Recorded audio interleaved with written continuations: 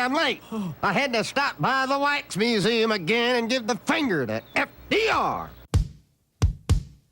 We know Al-Qaeda, Zawahiri, is supporting the opposition in Syria. Are we supporting Al-Qaeda in Syria? Well, it's a proud day for America. And by God, we've kicked Vietnam syndrome once and for all. Thank you very, very much. I say it, I say it again, you've been had. You've been took. You've been hoodwinked. These witnesses are trying to simply deny things that just about everybody else accepts as fact. He came, he saw, he died. Well, we ain't killing their army, we killing them. We be on CNN like say our name, bitch. Say it 3 times. The meeting of the largest armies in the history of the world. Then there's going to be an invasion. All right, you guys, on the line is the great Ramzy Baroud, journalist, author, and editor of the Palestine Chronicle. And he's also the author of The Last Earth, a Palestinian story. Welcome to the show. How you doing?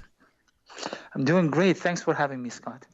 Very happy to have you on the show here. And I should have mentioned my father was a freedom fighter is the book from the previous book.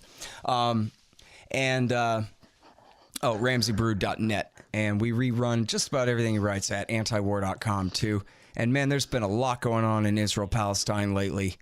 So I'm very happy to have you on the show here to share your expertise with us.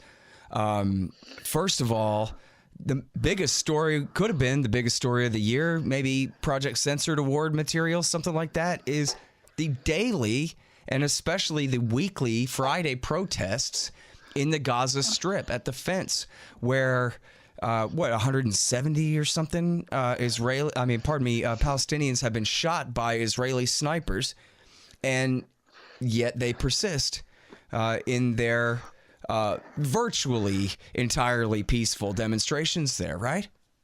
So, in fact, the number of casualties has already exceeded the 200 and over 16,000 wounded since March 31st. Now, this happened in commemoration of Land Day, but it continued ever since, especially every Friday, where the protests become a lot more intense and popular. Up to 30,000 people joined the protests on every Friday. And the Israeli army just basically has stationed hundreds of snipers across the border fence, and they don't hesitate to shoot to kill with very little accountability by whether the United Nations or the US or any other entity. All right. And now I'm sorry to do this because it's difficult to talk about all this stuff in context, in the proper current context, without going back over and over again about the situation here, because it's so easy to imagine, Ramzy, that people who are ignorant of the overall context here would think that, hey, every country has the right to protect their borders from foreign invaders. So here you have these Gazans. They live in the country next door to Israel called Gaza, and they keep trying to invade it. And so what are the Israelis supposed to do? That's right. This is the message that Benjamin Netanyahu is constantly trying to convey in the media, that Israel is a country that's trying to protect its border. It's a democracy that's under threat by the Palestinians, by the Arabs, and so forth. Israel has been conveying these messages for many, many years, in fact. Yet the reality is Israel is an occupying power under international and legal obligations to respect the rules of what it takes to be an occupying power. It hasn't. It's stealing Palestinian land in the West Bank. It has placed Gaza under this hermetic siege that's been going on for over 11 years. It's killing people left and right. It violates international law. It's more than any other country in the world that has violated United Nations resolutions, again, with no legal accountability whatsoever. So when Palestinians are going to the fence to protest, they want to break the siege. No nation on earth should be subjected to this sort of maltreatment, this almost near starvation state under which they live in Gaza. But of course, this is not how the media convey this.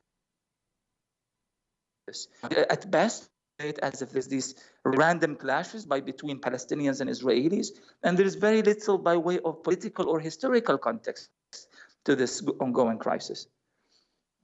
Right. And it's just so unfair, the gap between what's really going on there and the dominant narrative, where, this is basically akin to the Attica prison uprising, although this is a peaceful one, no hostages or anything, but this is, to say that there's Nelson Rockefeller, the governor, and the guys inside the prison are on equal footing here, and that, anyway, it's not a very good analogy because they're all convicted felons, and the only reason that the prisoners of Gaza are the prisoners of Gaza is because they were born with the wrong religion.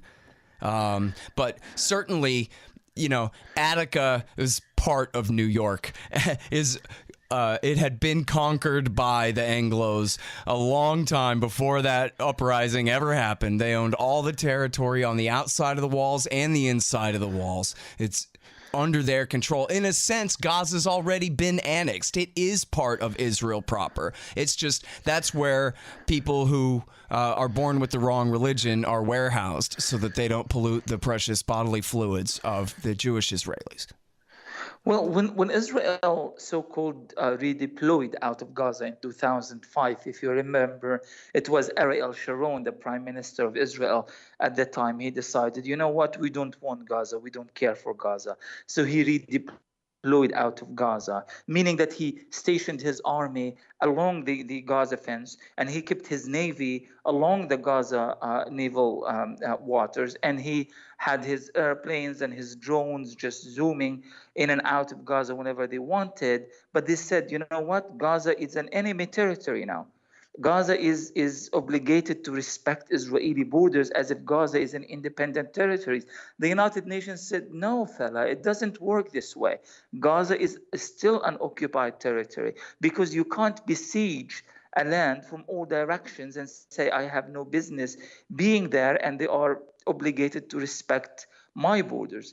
And this is, so Israel wants to behave with this mindset that Gaza is on its own and it's not responsible for Gaza. But you can't do that. If you are fencing Gaza, there is actually literally a wall. There are walls all across Gaza from various directions, and fences and snipers and Israeli naval boats, military boats everywhere. Last time I was in Gaza was a few years ago, and I look outside my hotel window into the sea, and it was the strangest sight you would ever see. There's this long chain of Israeli military boats, only 2-3 nautical miles off the coast, and all of these tiny little Palestinian fishing boats fighting for very little space, trying to catch some fish, and the Israeli boats just surrounding from all directions. Not only this is an occupied territory, it's also occupied and besieged in violations of international law. So Israel cannot easily get off the hook simply because it decided to redeploy for whatever strategic reason they had at the time. Right. And now, for Americans, people should wonder. I think they do wonder, but maybe they just think it's too complicated to try to figure out. And they got more or less a standard narrative that whatever's going on here, poor little Israel is the victim, and the mean old Arab terrorists are coming to get her. And so she has to do what she has to do to defend herself and this kind of thing. And yet, even someone who's only barely kind of interested in current affairs has got to wonder, how come so many American Jews are anti-Israel and agree with you? I mean, you don't hear about American Irish who hate Ireland and are constantly attacking the government of Ireland and are constantly attacking, or just want nothing to do with, their kind of relationship. And it's not exactly the old country where they come from, after all.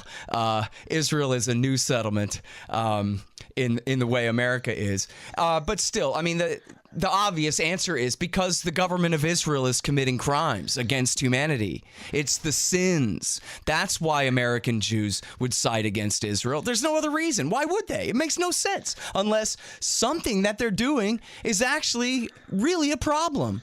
And then all you have to do is just take a minute to look at it and recognize, I mean, to me, this is the real key. Not just the Nakba and the ethnic and sectarian cleansing of the land during the creation of Israel after World War II, because I think people think, it's a long time ago and the whole world was in disarray at the time and this and that and who knows. But the fact that the West Bank and Gaza were conquered in 1967, that it's not the country next door. Palestine is not the country next door. That's why they're always talking about a two-state solution someday. Right now, they are already lost. They are already conquered. They were under the control of these foreign states, Jordan and Egypt, which got into a war. Let's not get too deep into that question, how that started.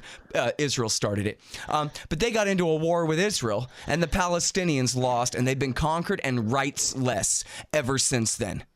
In East Jerusalem, the rest of the West Bank, and in the Gaza Strip. And for that matter, the people of the Golan Heights, which we hardly ever talk about. But that's the important part, right? This would be like if Mexico invaded and conquered San Antonio and we had military occupation troops ruling and saying, okay, all the whites now have to live in the worst part of town and under Mexican military occupation for 50 years. That's the position that the Americans have helped the Israelis put the Palestinians in. Only bad analogy because the Anglos stole Texas from Mexico in the first place. But anyway. That's right.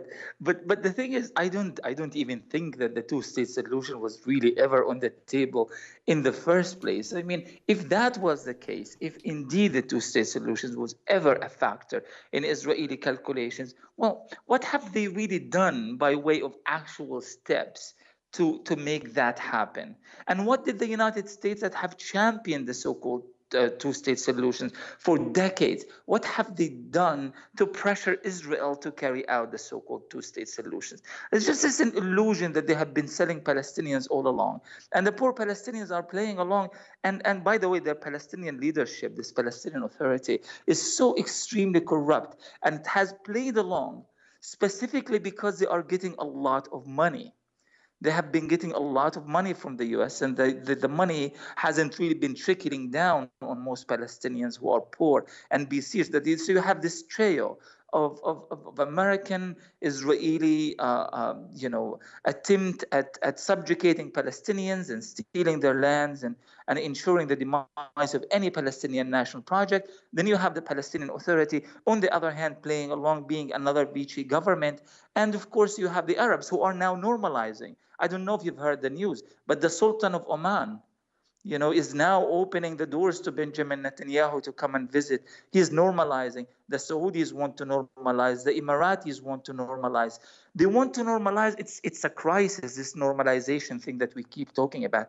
It's a crisis because when we say normalization, it means normalization while keeping the occupation, normalization while keeping apartheid, normalization while keeping racism. I mean, Benjamin Netanyahu goes to meet with Arab leaders in Oman and elsewhere just days after they passed this racist Jewish nation state bill that basically says only Jews matter, their language matter, their culture matter, their religion matter, and nobody else matters. I mean, that's pure racism in the 21st century. And yet, a few days later, the Arabs are embracing him in Oman and are ready and willing to meet with him in Saudi Arabia and the United Arab Emirates. So this is not just a political crisis, but it's a moral crisis as well. Absolutely. And I mean, really, you're right, too, where it's at the point of just absurdity, the idea that the Israelis are in any way really bound by their treaty obligations or their not necessarily treaty obligations. Well, yeah, I mean, their membership in the United Nations, which is supposed to be the law there since they signed that, but also all their agreements with the Americans. I saw this thing this morning. I was laughing out loud in here by myself, reading this story in the BBC about Airbnb, which is, for people who aren't familiar, this is like Uber for your apartment. And you can rent out your house or room in your house or the room above your garage or whatever it is. And it's, the ultimate disruptive technology in the hotel industry around the world right now. And the BDS movement and apparently even Human Rights Watch and some others have been pressuring Airbnb to stop allowing settlers in the West Bank, in the colonies, basically, on the stolen property in the West Bank, to participate in Airbnb because they have, and it was very specific. It's not just because, they gave into the pressure, but they said, this is the only place on earth where our business requires us to discriminate against people based on ethnicity or religion. And that's against our company policy to do that. And so we're living up to our policy. This has been brought to our attention and with some pressure. And they did the right thing. And then the reaction is hilarious. This is the hilarious part. The reaction is, oh, yeah, well, I don't think Airbnb needs to be making decisions like who's in violation of international law or not, and this and that, and how, you know, we would just urge the Palestinians to go by their agreement that they signed in 1993, saying that this will be worked out in negotiations over the long term. Wait, that's 25 years ago. Is that the same agreement that says you'll stop building racial colonies on their private property you're stealing? But I'm just supposed to swallow this. 1993, there's a process going on since 1993, and only the Palestinians are supposed to be obeying it, huh? Bah humbug. I don't know who's impressed by their garbage anymore at this point. That's right, but this is fantastic news. This whole Airbnb. I mean, I was traveling, speaking in Britain and Turkey, and the time, and then I just heard this in the news, and it was absolutely fantastic because this happened, Scott, just few days after Israel held this massive conference in Brussels. They brought all of their friends and supporters and lobbyists and their officials from various European countries to launch this major anti-BDS campaign in Europe. They are dedicating $72 million. It's the largesse of money that is dedicated to defeating BDS. And they felt so happy and proud that they are putting BDS in a corner, and they feel like it's just a matter of time before BDS disintegrates and disappears. And then two interesting things happens. Number one, nope, I changed my mind. Three interesting things happens. Number one, Leeds University in the UK, the first university in the UK that officially divests from Israel. That's number one. Number two, you have this Airbnb thing. And in the exact same day, that's November 19th, the largest student association, the Canadian Student Association, 500,000 students vote for a resolution in complete and total support of BDS. So here goes the Israeli plan. They might be winning here and there by buying all these politicians and paying a lot of money for it, but they are losing at many other fronts. They are being delegitimized as an apartheid state, as an occupying power among civil societies around the world. And that is good news. And this is why the Israelis are very angry. The minute they feel that they are gaining ground, they feel that they are losing a lot more. Right. Yep. Well, you nailed it. And that's exactly what it is. That's what the issue is, people. For you, those of you who don't know the issue, what's the issue? It's apartheid. That's what it is. It's like Mississippi during Jim Crow over there is what it is. It's absolutely intolerable. And you know what? It's Ehud Barak, who is the former prime minister of Israel in the 1990s and into 2000, and was defense minister at the beginning of the Netanyahu reign, which began in 2009, the second Netanyahu prime ministership, which began in 2009. Former prime minister, former defense minister, he says it's apartheid. Yeah, it's apartheid. That was an admission against interest. That was him warning his countrymen that we're making some really bad decisions here and we're creating a situation that is not sustainable for the long term. How are we supposed to be able to get away with disenfranchising half of the people we rule or more forever? It can't last. Something's going to give. We ought to be the ones who do the deciding to let them go so that this isn't a problem and then we can create it our way. That was his whole point. So I'm not saying that's my point, but I'm saying that's all you need to know if you're a skeptic or a critic of Mr. Baroud's take here is, hey, that's what Ehud Barak says, that it's apartheid, that it's Jim Crow racial segregation, religious sectarian segregation, and with the totalitarian denial of rights, too. Not exactly the lynchings from the trees, but they kidnap kids out of their beds and torture them. So, yeah, pretty much. So, yeah, anyway, sorry. Just like making that point because I think people just don't get it. But you're right. That the narrative is changing. And that is the thing with BDS is really getting it accomplished. Oh, and I remember which tangent I want to go on now because you talked about some of their successes.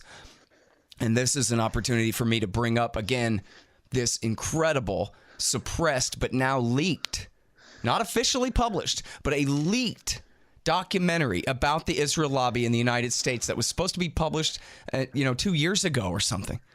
And they held it.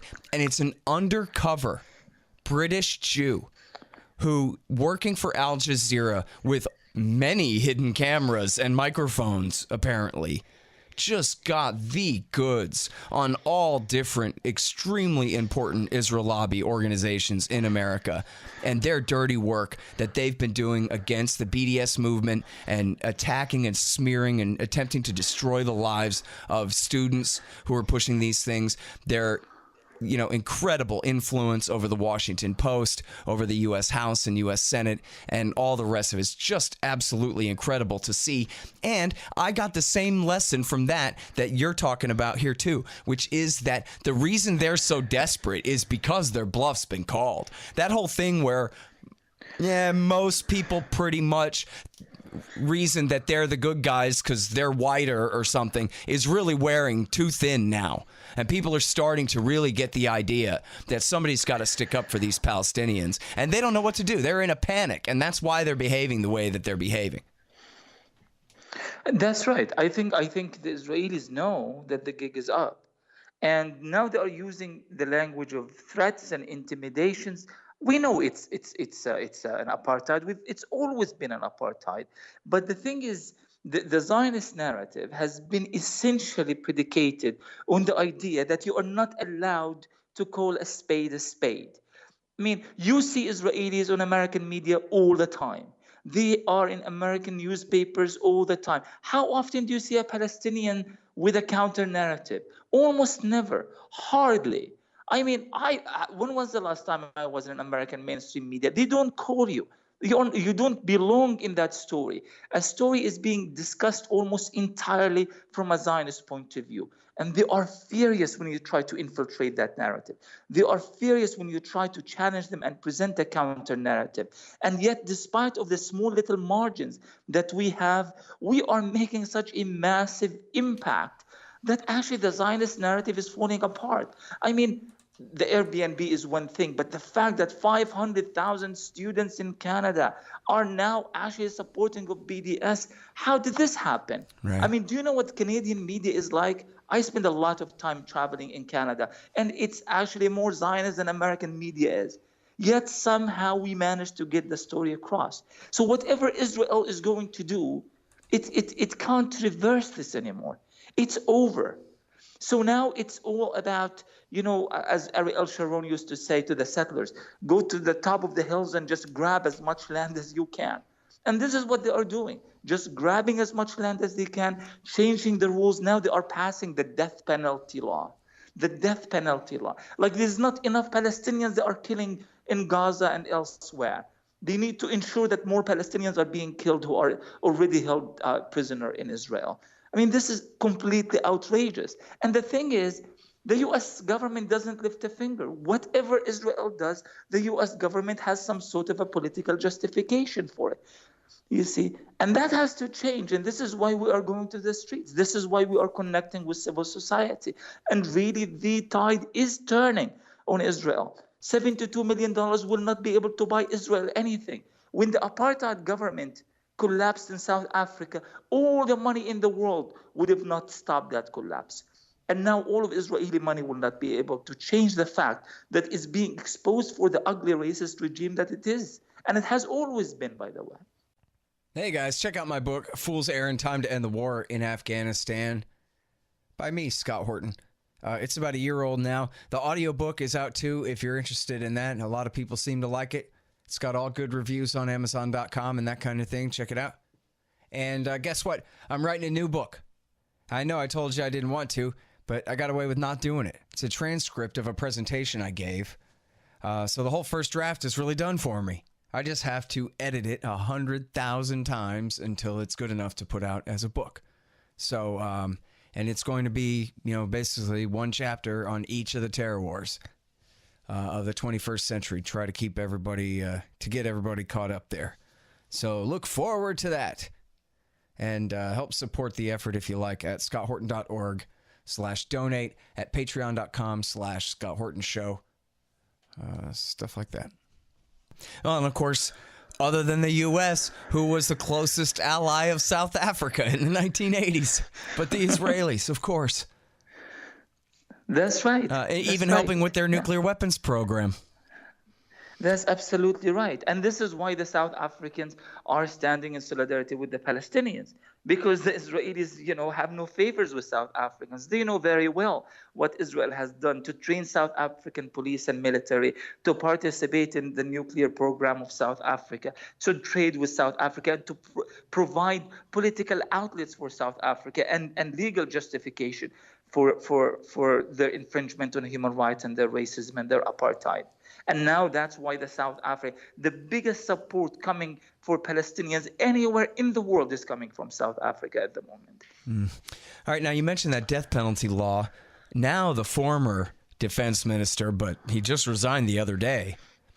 He kept his job after this, no problem. He, at one time, very seriously, I don't speak Hebrew or whatever, but I don't think anyone said that they detected sarcasm or humor or irony in any way in his statement that he thought that the death penalty should be applied to Palestinians with an axe, that they should be beheaded, like in the Islamic State, for, I don't even think he was specifying for what anyone else would consider capital crimes, premeditated murder, or something. Basically any act of resistance, I guess, against the Israeli state. It was a very broad statement, and apparently he really meant, let's cut their heads off, that'll teach them. And he just resigned. Now, why did he resign? He resigned because Benjamin Netanyahu went to Gaza on November 12th, thinking, let's go and mow the grass. Let's go and teach those Gazans the lessons. And the Israelis do this. They have always been doing this. Whenever the going gets tough in Israeli politics, they go and punch few Gazans, kill few Gazans, and come back and pose as heroes, and their ratings go up. But something has fundamentally changed. The resistance in Gaza, regardless of how we feel about what form of resistance works or it doesn't, has actually been growing bolder and tougher with time. When the Israelis thought that Gaza is completely on its knees, ready to completely submit, they go there, they try to kidnap a guy who is one of the local leaders of the resistance in southern Gaza. Something goes terribly wrong. Yes, they end up killing 7 Palestinians, including the guy they tried to kidnap, but the Palestinians kill several of the Israeli soldiers, including the commander of the unit that entered into Gaza. Not just that, they blew up an Israeli bus filled with soldiers at the border with Gaza, and they wounded many. And then suddenly, what was supposed to be a picnic turned out to be Benjamin Netanyahu's biggest disaster. Of course, Avigdor Lieberman, the defense minister, is an opportunist. He's always been. And of course, he wanted to take advantage of this by saying, listen, we should have not agreed to a truce after this. We should have went all the way. We should have went to war. Netanyahu knows that he can't win this war, because if they could have won that war, they could have won it in 2014. They couldn't do that either. So he knows that his hands are tied. So he decides to pull out of Gaza, reach a truce that Israel desperately needed. And of course, Avigdor Lieberman wanted the government to collapse, so he pulls out. Now, the government of Benjamin Netanyahu is hanging by a thread. 61 members of parliament are in support of Netanyahu. It means that he has only 1 member majority, which means that he is now held completely accountable and completely under siege of the far right and ultra-nationalist parties, especially that the Jewish Home Party of Naftali Bennett. Mm-hmm. And they are using this opportunity now to exact more concessions from Netanyahu. Now, the odd thing in all of this, that crazy right-wing Netanyahu, this warmongering Israeli leader, is now, within the context of Israeli politics, is becoming a moderate. Because the likes of Naftali Bennett, the likes of elect Shakid, the justice minister. You know, the justice minister, you were just quoting Lieberman about killing Palestinians with an axe. The justice minister had that famous tweet that not only the little snakes, meaning Palestinian children, should be killed, their mothers too should be killed. And the greater irony of that is that she is the justice minister, for crying out loud. I mean, where equivalent to the attorney general, the head law enforcer in the country. Yeah. Imagine. And they get away with it. Palestinians scream, for crying out loud, to the world, just please look, she just said that, and they are acting upon it. Can someone please do something? Where's the International Criminal Court? Why isn't this person being dragged to the ICC for trial right now? But they get away with it and they act on it as well. Yeah, well, and now let's talk about Naftali Bennett for a minute. I mean, if the Netanyahu government, I know that, Israeli electoral politics is not exactly your specialty here, but he really is the most powerful faction outside of Netanyahu. It's everybody further right than him. There virtually is no left, not in any, political power sense. The Labor Party, for what it's worth, I mean, they're just as right-wing on every issue, although I guess they're not part of the coalition right now. But there is no, it doesn't seem like there's a bunch of groups to say, for example, ally with Labor and elect someone who's sort of Netanyahu-ish. It looks more like Bennett is in the catbird seat if Netanyahu's out, right? He is the kingmaker right now. And there's a couple of interesting things about him. Number one, he's the kingmaker in Israel right now. And he decided to stay in the coalition despite the fact that every analyst in the world thought he is going to leave and let Netanyahu collapse so that they go for snap elections and perhaps he could win. But he opted not to do that. He opted not to do that because he's now saying, okay, sure, I will stay in the coalition, but in exchange of being the defense minister. So that's number one, and that has to be kept in mind, because if Naftali Bennett becomes the defense minister, things are going to get a lot worse than it already is. And number two, he is very, very popular with certain right-wing elements and Republican elements in the U.S. government as well. And he's very close to a lot of people with money, particularly a particular darling to Sheldon Adelson.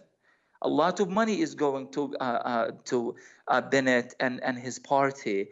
And he knows that one day he is waiting for the opportunity to take over. He is waiting for Netanyahu to be finally pushed off the brink, whether overwhelmed by the situation in Gaza, overwhelmed by the situation in the West Bank, overwhelmed by his own corruption and the various police investigations. And he is waiting. And he made a very, very smart calculations. He opted to stay in the coalitions just for now, in order for him to see what he can exact out of Netanyahu at this moment before he is ready for a snap election. So perhaps he could become the next leader. Yeah. Well, and then, man, I really need to learn more about this stuff. But I guess my understanding is the only real difference between him and Lieberman, Bennett, that is Bennett is one sect or another of religious right-winger. I don't know exactly what he calls himself, but where Lieberman, as a Russian, is much more of a secular nationalist, but also very right-wing, just not as religious-based, more just nationalism and ethnic-based kind of deal. But it's not much of a split, or I don't know, I guess there's a question over how much of the West Bank they want to steal within what time frame or something like that, but that's about it, right? Right, but there's one important distinction I think that should be made. Avigdor Lieberman is an opportunistic person. He's always been that way, but he is not so ideologically driven. While Bennett is ideologically driven. He has a major project going on in which the religious sector in Israeli society, the settlers in particular, and a growing number of recruits in the Israeli army love him and support him. And he can appeal to that constituency and he can manipulate that constituency. While Lieberman is just this ultra-nationalist beast that he's always running around and shooting his mouth off and doing all these terrible things. Yeah, so he is liked within certain constituency, but he doesn't have the same ideological appeal that is so rooted and lasting as opposed to Bennett. Yeah. All right. Now, on the death penalty law, I wanted to bring this up too, because I think a lot of people, and not necessarily conservatives, but just a lot of regular people, we read the papers and we see some of the horrible crimes that people commit here, there, or anywhere else, and think, actually, you know, this dog should be put down. Death penalty applies. And, you know, I know that, well, for example, Ron Paul, my hero, very libertarian, formerly more conservative. And at one point he explained, he goes, this is my issue that I flip-flopped on. This is the one place where I changed my mind. And I decided now I'm against capital punishment because essentially it's a government program. And you just can't trust a judge and a DA and their local 12 dupes to get it right well enough to justify taking somebody's life. And he says, look at how it's applied. You know, and correcting for per capita this and that. The death penalty is applied to blacks and Hispanics far more than to white people for the same kind of crimes, and adjusting again for the population sizes and so forth. And he says, so that's all the proof you need right there. The proof is in the results right there, that it's applied unfairly, and that's the end of that. And so that's why it must be opposed.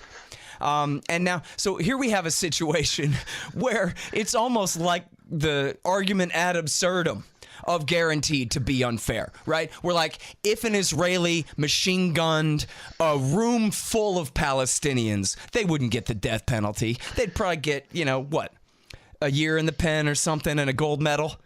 Whereas a Palestinian could get the death penalty for jaywalking, basically.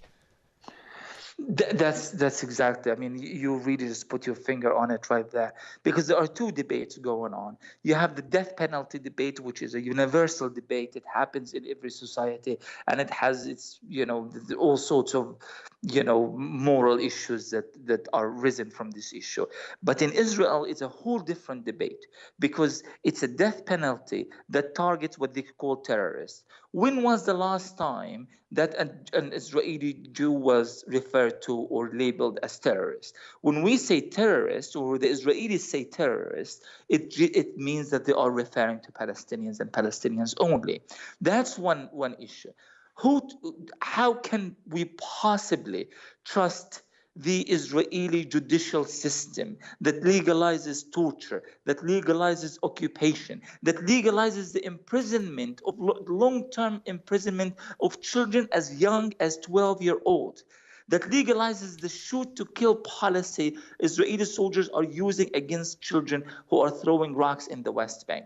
And who hold people without trial under some bogus administrative detention.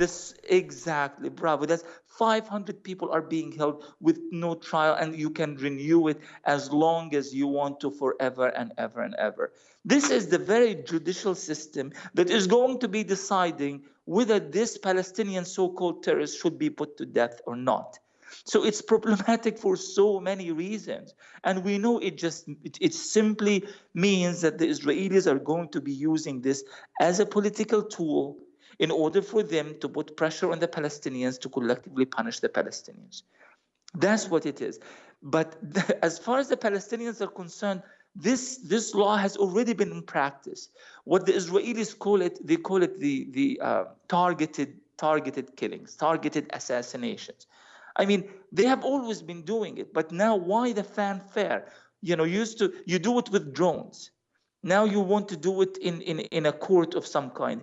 It's a political ploy, because the law itself, or the draft of the law, has actually been drafted by no other than, guess who? Avigdor Lieberman.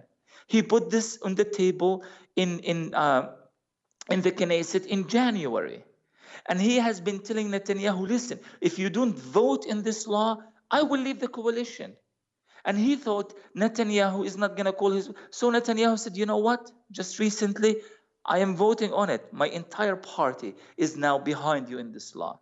So they are using the life of Palestinians as some sort of a political game between the various parties to twist each other's arms. And at the end of the day, it's the Palestinians who are going to pay the price for this madness. Man. All right. So last subject here, Khalida Jarrar. Who's that? Sorry for saying her name wrong. Khalida Jarrar is a Palestinian lawyer, and she is a elected Palestinian member of parliament, who is one of the strongest, smartest, and most empowered women in Palestine. And she was, in fact, carrying this research involving many Palestinian lawyers in the West Bank to take Israel to the International Criminal Court for its crimes against Palestinians in the West Bank, but mostly against the wars in Gaza. So the Israelis, of course, don't want this to happen. So they arrested her the first time, and then the second time, and then the third time.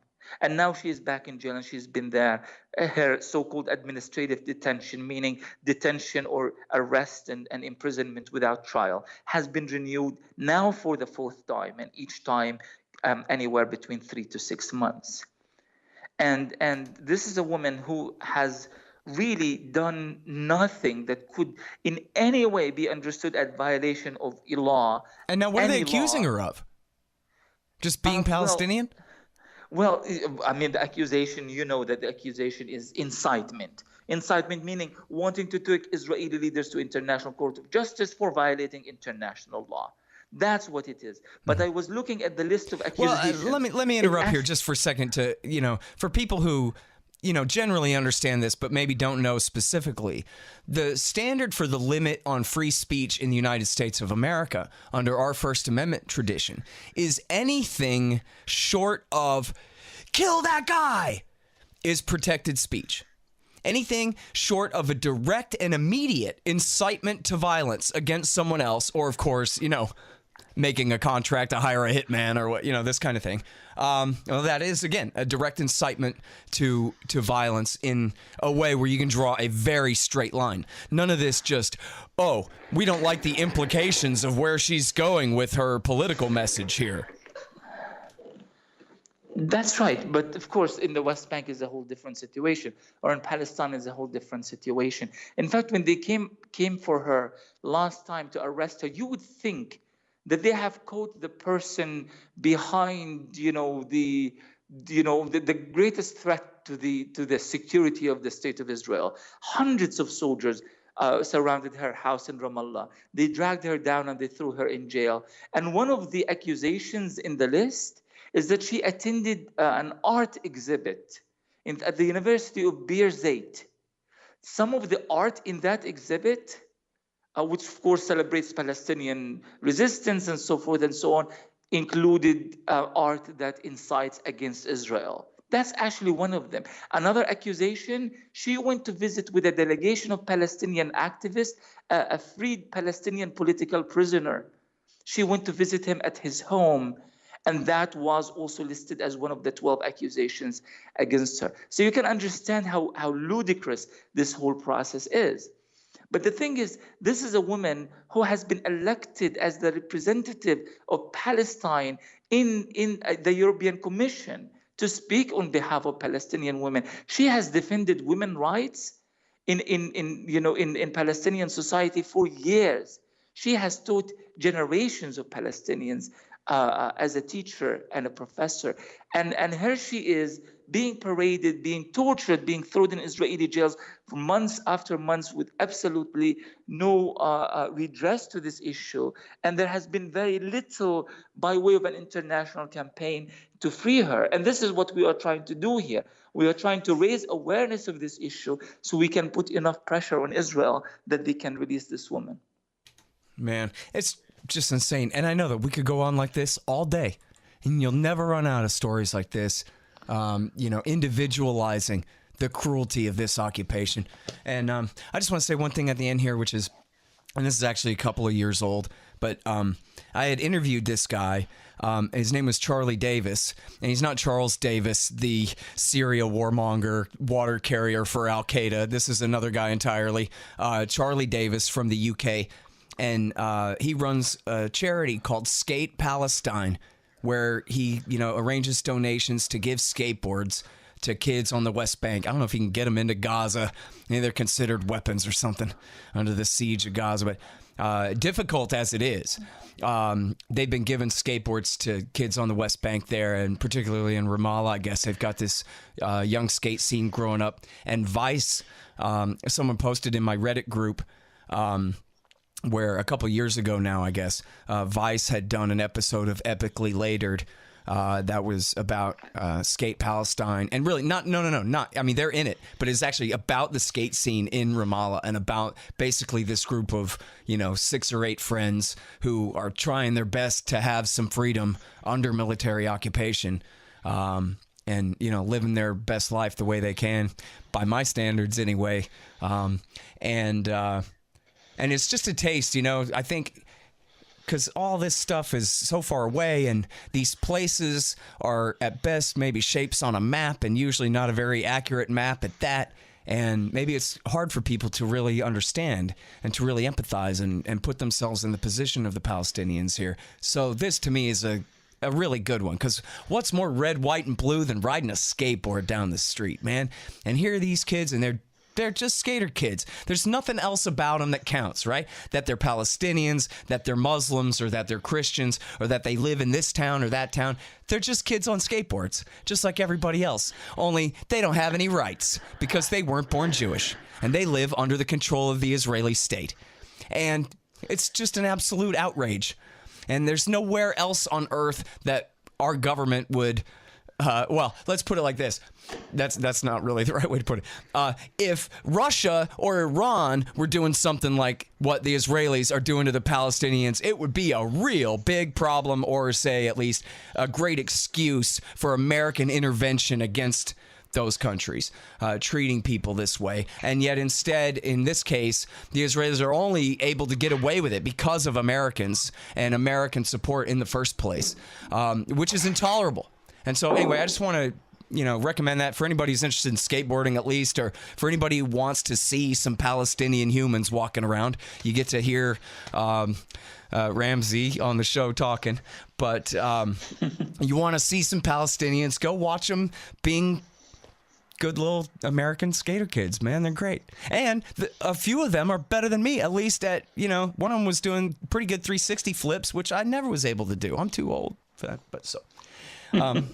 so yeah, man, I don't know, man. I just, I'm stuck on this whole thing about how to snap Americans' imagination out of the BS and into a better way of looking at this. And I think skateboarding's got to be part of it, and I know it sounds completely ridiculous, but having American brand names on their t-shirts can really improve the estimation of the humanity of a person in the eyes of an American. Like, do they seem alien, or do they seem like really they're just like us? And that's why I'm saying watch this and watch these kids skateboard, and they're just like us. They're just like me. And Scott, I'm just gonna throw something back at you, because I'm originally from Gaza, so I'm a bit ethnocentric when it comes to this. Let the West Bankers skate, but go to Gaza, go to YouTube, write Gaza parkour, and see some of the best parkourers in the world. And you know where they train? They train on the ruins of their homes that have been destroyed by Israel in previous wars.